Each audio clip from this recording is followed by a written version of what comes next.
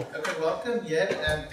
We recently, or a while in fact ago, decided that we want to arrange a meeting like this today, especially for our colleagues from Stellenbosch, the IT colleagues, to also just, we've been talking to them over several months in terms of what we envisage doing here at Tygerberg to address a few problems, and we've gone ahead with that.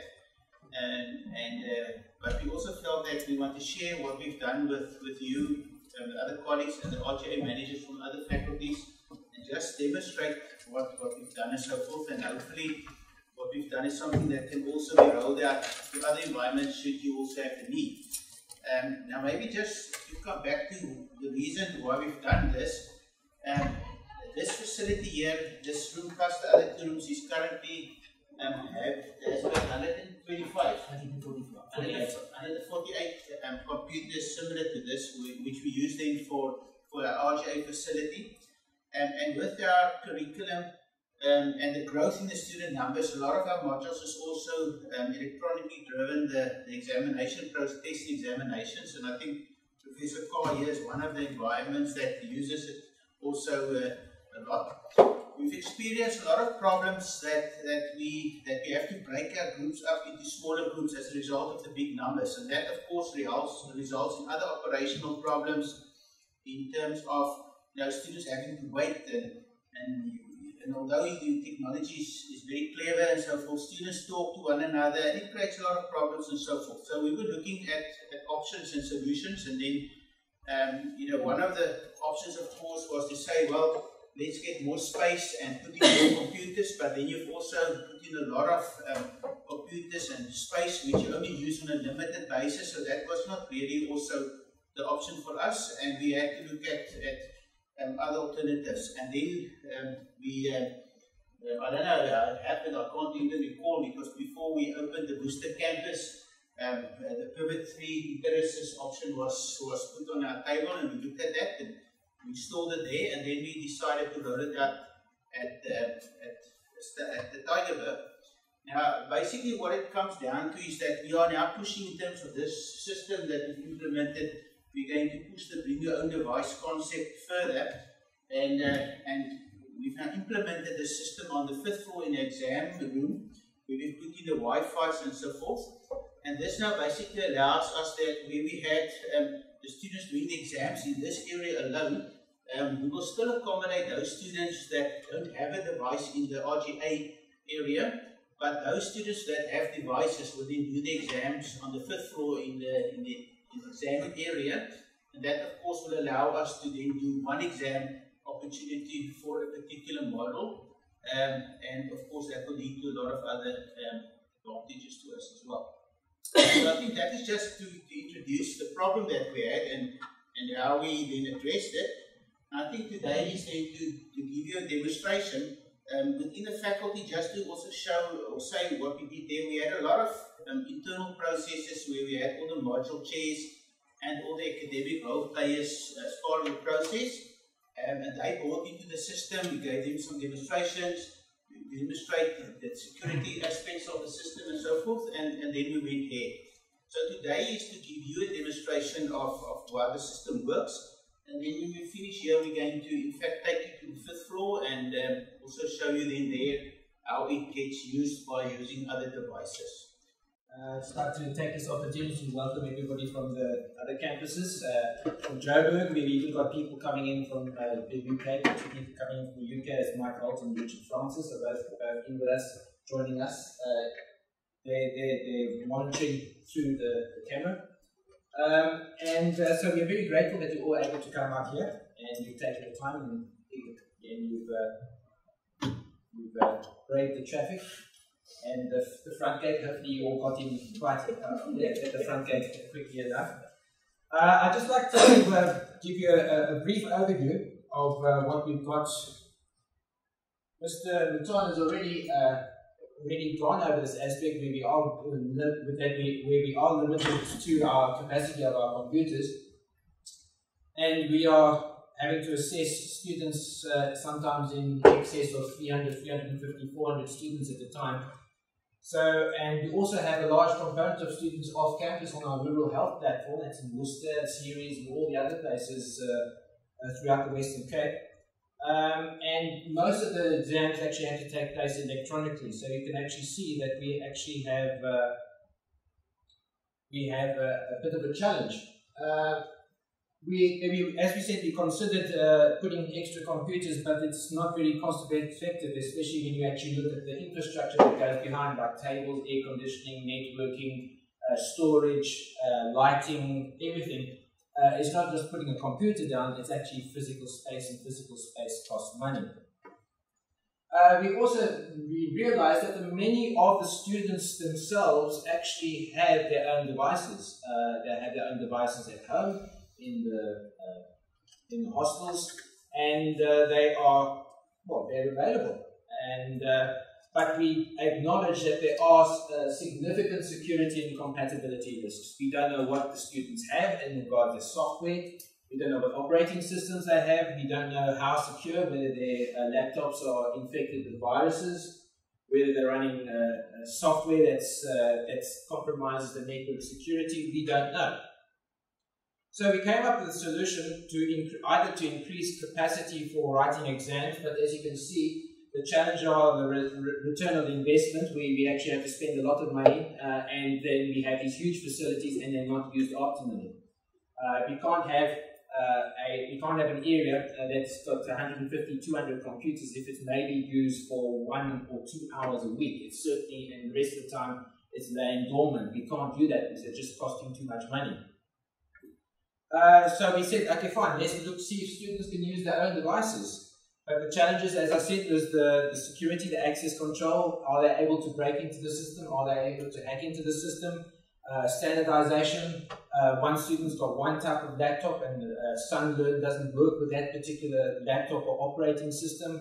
So what are we going to do? We also solved it up to now. We solved it by dividing students into smaller groups. That means that we have multiple sessions. The challenges are scheduling. Just to give you a scenario, a student writes a 2-hour exam. There's a 2-hour exam. There are 300 students. Let's say 300 students. We've got a capacity for 100 computers. That means we have to have 3 sessions. 2 hours, 2 hours, 2 hours, 6 hours, plus 15 minutes between the sessions as they change over. That means that the cafe is literally booked up for 6 hours a day. That means that it's not available for the other students to use it for normal access, and somehow we've got to stop contamination between the groups. There was group 1 sees the test and then they walk out and then they SMS what questions are being asked to the second group who's waiting. So we've got to be careful about cross-contamination. There are solutions such as randomizing questions and keeping the groups separate. But if you have to sit for 4 hours upstairs in the exam room waiting for the session to open and you can't go out, the students get pretty frustrated. So our proposed solution was to use virtual desktop infrastructure, where students use their own devices, which is the acronym is BYOD, bring your own device. We are proposing that we connect them via high-speed secure wireless network, which is completely separate from the university's own Marty's Wi-Fi and secure network. We lock students into a standard secure desktop environment for exams. In other words, they log into the network, they get a VDI, their desktop is locked down. They only have one icon on it, which goes to Sunlearn. They can't access the internet, they can't access printers, they can't access anything other than that. So we're locking them into that device. Okay. For the non-technical people here, now the information, our people from information technology is going to find this section very, very boring, but just to explain to the non-technical people how basically BYOD or VDI works. We have, for instance, a computer. Then we have a student laptop. And then we need to have them both to have the same desktop. So what we use is we use a secure desktop. We use the large servers, the virtual desktop integrated the servers, and they deliver the desktop via the network or via the wireless network to both the Karacha computer and the student laptop. That's in a nutshell. Very, very simple, but that is basically how it works. The advantages of this is that we can have identical desktop experience whether you're on Apple, whether you're on Android, whether you're on Linux, or whether you're on Windows. Same desktop, doesn't matter. You all have the same. So when you're working with an Apple Macintosh, you actually got a Windows desktop on your with all the same characteristics, all the same actions, all the same functionality. It restricts access exclusively to students writing exams. You lock them out. In other words, you can't have another student coming in and logging into the system and interfering. We can restrict them down to the students that are actually writing the exams. There is, of course, with the client, the way that it's set up, there's no copy paste between the VDI desktop and the laptop. We isolate desktop operating system completely from the virtual desktop. There's no copy and paste available between. And of course, there's no way of that they can Alt-Tab, so they can't put their crib notes on their own desktop, Alt-Tab, quickly copy, and then paste back into the exam desktop. We're also able to block access to external hard drives and USB flash disks. Associated with that, we can also block them from accessing to the printing. We have had incidents in the past where students actually write the test and just before they submit the test, Control A, Control C, Control P, to copy everything that's on the desktop and then send it through to the printer. It goes through to the printer SafeCom system. If we haven't switched off or disabled it, and then once the students go out and they walk out, they log out, they exit the system, they go out and they come back a couple of days later and they print out the copy of the exam and then they distribute it amongst themselves. This is what we have found in the past. It also blocks what's known as full endpoint security. So at the wireless point, where their computer connects into the wireless point, in other words, that wireless point actually blocks all malware, blocks viruses, DDoS attacks. It's actually done at the wireless point. So if you've got a student with an infected virus-infected desktop, it will be able to block them. Okay, and of course there's no access to the exam desktops from the hospitals or elsewhere in the network. We're confining them into that exam room. So if you're outside that exam room or there's no other places where those particular racks are or that particular network is, and then they can't access it. So you won't have students logging in from the hospitals. Okay, what are the challenges? Initially it's very, very expensive. Currently we spent about 2.1 million on the system at the moment. It is very, very new. It's the first one. You guys can correct me if I'm wrong. It's the first one in Africa. Am I correct? It's the first one in Africa. So we are very, very new. Our first Pivot3 VStack that we purchased for Worcester was the first one that was purchased, the first sale.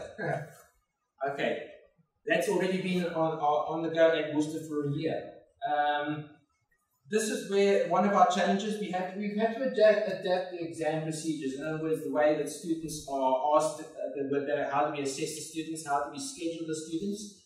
We're working very closely with Marilyn DeFresh from the exam office, and we're coming up with the system. How do we schedule? How do we move students? How do we supervise? So it does present some unique challenges, but we are well on the way to having most of them solved. What we're doing now is we're scheduling students and we're allocating them in large groups according to the BYOD status. In other words, no longer are we allocating students A to M, M to Z in groups like that. We are actually allocating, do you have your own device? Are you going to use your own device? If you're using your own device, you write upstairs in the first floor. All the students that do not have their own devices, write down in here. Okay, so it's basically the exam room becomes an extension of Kercher as regards writing exams. Okay, underutilization will the investment be worth it? I think at the moment I don't think so. I don't think that is that's something we had to consider. It has been very well. Mr. Maton has already told you that it is actually being very, very well received and supported by the academics. The students are very enthusiastic about it. We've already sent out SMSs and emails asking students to get their devices set up on the system. And I got several emails last night saying, when can I bring it in? I want it. And they seem to be very, very enthusiastic. Okay, here's another thing, a bit the added support load on current personnel. There's no IT support yet, but the system is such that it is relatively, it can manage itself very, very well. It takes a load of actually IT support off our back. So we're very, very happy at the moment that we're kind of confident that we'll be able to handle it quite adequately. And of course, we had to split the invigilators into two groups. In other words, the invigilators will be down here and will be upstairs, but we've already organized that with Marilyn de Vries. We also, the invigilators have received training on the new system. This is where the exam room is. Now, this was shot from the back. So you can see it's actually a large area. And that's where the exams will be written. This was taken before we installed all the infrastructure. We've installed all the Wi-Fi points actually up on these beams. There's also security cameras that we've also mounted there, which are also able to monitor the students as well. And so far, the process started in, Mr. Tom, the process started in June 2013. And we were ready in February 2014. In fact, the first year students on the 24th of January all came and did their orientation and changed their passwords and got all their training on VDI desktops that we set up on the computer. So all the first years were exposed to the environment on the 24th of January. Okay, so that is complete. The Pivot3 servers are all installed, all set up, all configured. We can actually, at the moment, we can allow 700 concurrent connections at the moment. So that's all completed. We've installed the Interisys secure Wi-Fi network. That's in, and that is in, and that's complete. We've identified the student groups as regarding laptops. As I said with Marilyn de Vries, we've already identified who they are. And then we have already identified a possible exam opportunity to test. That would be the 19th to 20th. Marilyn's about the 24th. My apologies. But it's going to be a little bit later in March. We're already there. Okay, and the scheduled exams to run concurrently in CAC and the 5th floor exam. We haven't got there yet, but we're busy with that. And of course, we are constantly doing a test, a re-evaluating, making sure that checking everything. We always, I suffer from paranoia, so I'm constantly worrying about things that can possibly go wrong. But that's my job. So we are always testing it, always checking. We're not just putting down and forgetting. We're always making sure that it's constantly working and functioning if there's any problems. Okay, just to give you some ideas about the future possibilities, we're intending to actually get rid of all these desktops completely and replace them with thin clients. In other words, thin clients are little baby computers that they use at like banks. And we don't have desktops anymore, and they all have virtual desktops throughout. Of course, there will be a considerable reduction in power and also a resulting cost reduction. We also envisage that possibly there's a way of actually being able to personnel being able to use old computers to run very, very fast VDI sessions. Which gives you improved speed and up-to-date software, which is quite good because we find incompatibilities between old computers and new computers. Or you have an old computer, you run a session, and it's very, very slow. Meanwhile, the new computer has already done what you was expected to do. In respect to that, upstairs in the demonstration, we have got old laptops. I've borrowed my son's 10-year-old laptop. It's very, very old. It takes an eternity to boot up. And in our previous sessions, our demonstration sessions, we ran it up against a brand new out-the-box i7 laptop. And we showed the two speeds, and we saw how slow the one was and how fast the one was. And then we connected them both into the VDI sessions, and we did the same process, and it was all at the same speed. There was no lagging, the graphics were all the same, the response was all the same. So we literally turned that old 10-year laptop into a modern laptop via VDI. We also will be able to provide customized desktops for training and exam environments. If there is a desktop that needs a particular software installed or a particular setup, we can set that up and have it available for the exams. You guys are already doing that with the Citrix environment to a large extent at the main campus. So we also see the possibility of being able to do it here. And of course, there's an improved, secure, and a cheaper faculty Wi-Fi network. So we're also looking at improving our Wi-Fi presence. The Wi-Fi is a little bit scant at the moment, so we're looking at expanding that. And then we also will be able to accommodate the ad hoc wireless needs. In other words, if we have a congress session where somebody's coming in for 1 or 2 days and they're wanting wireless access, there's an incredible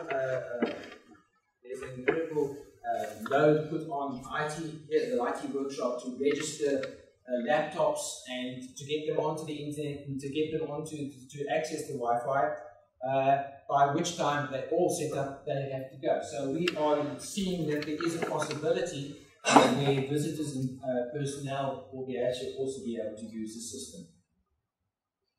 And of course, one of our more ambitious projects, and we're working with Dr. Steve Walsh at the moment on this, is where students no longer have to print out notes, but they can actually receive their notes via their own devices via Wi-Fi onto their own devices. So trying to do away with the printing out of notes. I know also got you with the laptop project and the tablet project. I think that fits in quite nicely.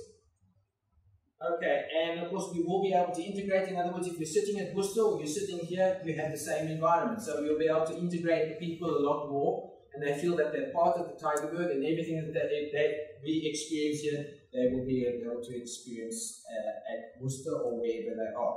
Just to let you know about the results of the student survey. The survey was completed by the end of January 2012. There were 1,640 respondents. All the students except for the NBCHP 6. Of course, they're already qualified, but they're now already off campus. So they weren't included.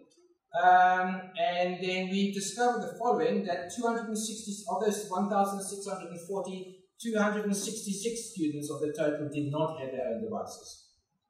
1,217 students have Windows laptops.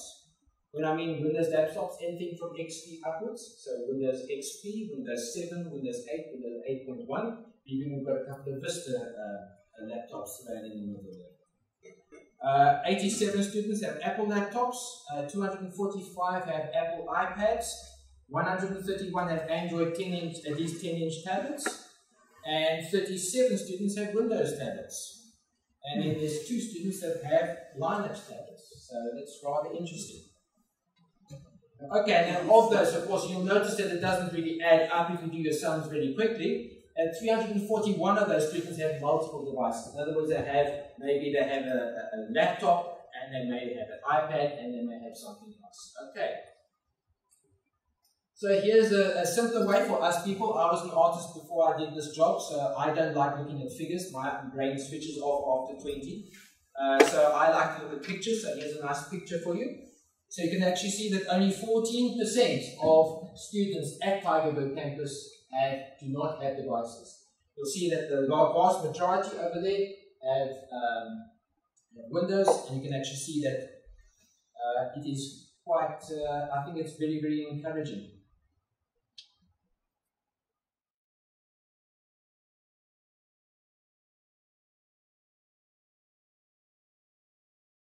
You want to go play? Can I ask a question? Yes.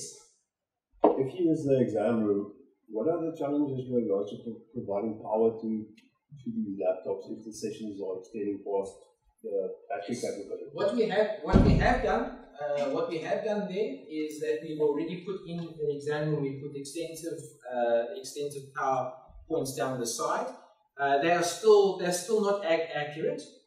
They're still not adequate. It's still not adequate. But what we're doing is actually we're thinking of the extension needs and stuff that's coming down to provide the students with power. Yes. Up to what number can you extend your Pivot 3? There are 75 connections now. 700. We've got 700 at the moment. We got a VStack. We've got 6 VStacks.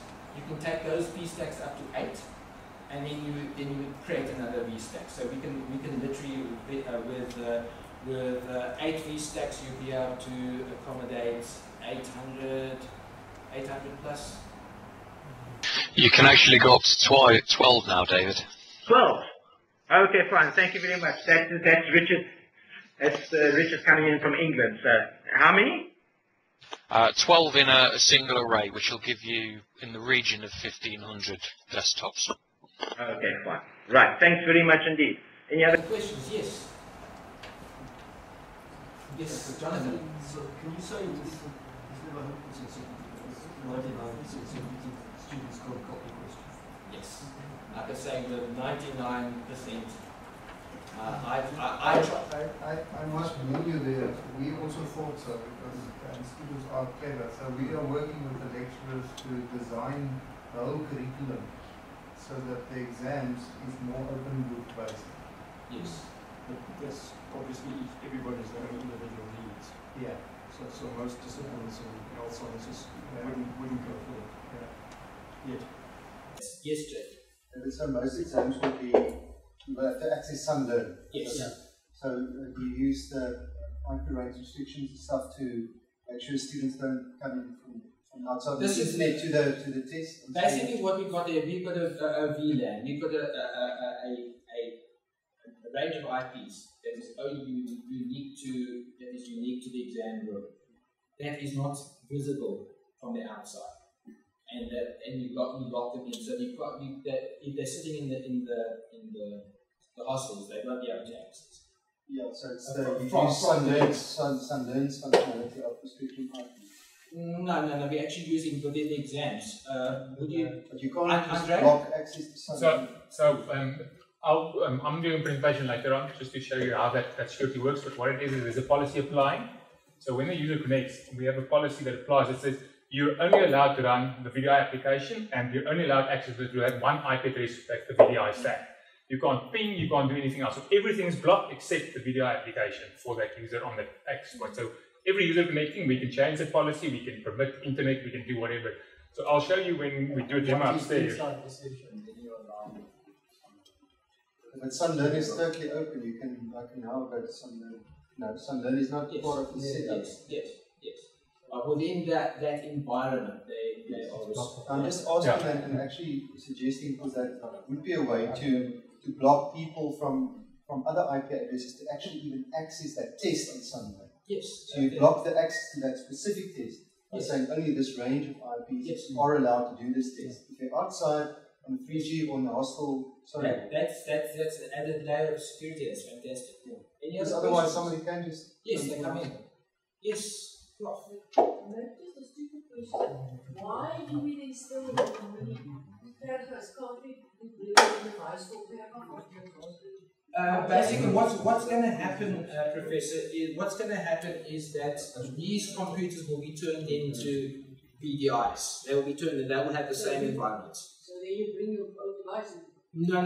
In other words, the desktop that will be there, these will be turned into almost like your own devices. So instead of having a laptop, the Gerger computers will have the same environment as the laptops. But let me just rephrase it. Yes. I've been to Nairobi 2 weeks ago where they put in like an RTA.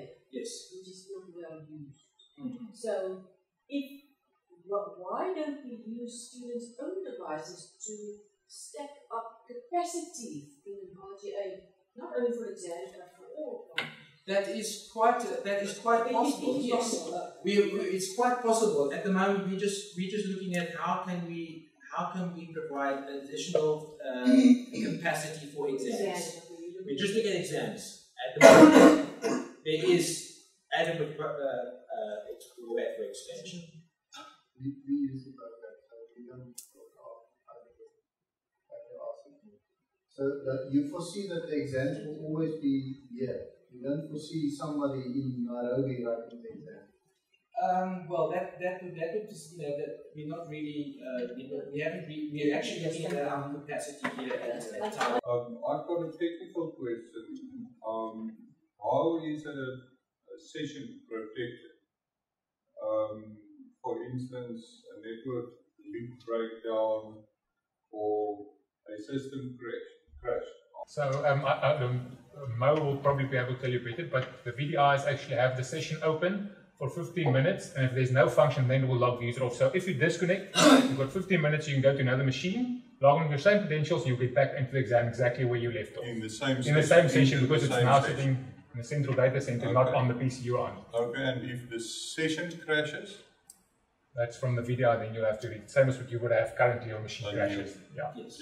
So that brings a challenge for us, because now the student switches off his Wi-Fi, goes to his desktop, reads his stuff, switch on his Wi-Fi again, log into the session, and then continues it there. Yes. This is where Sun Learn can. You'll actually see we've set up a quick little test.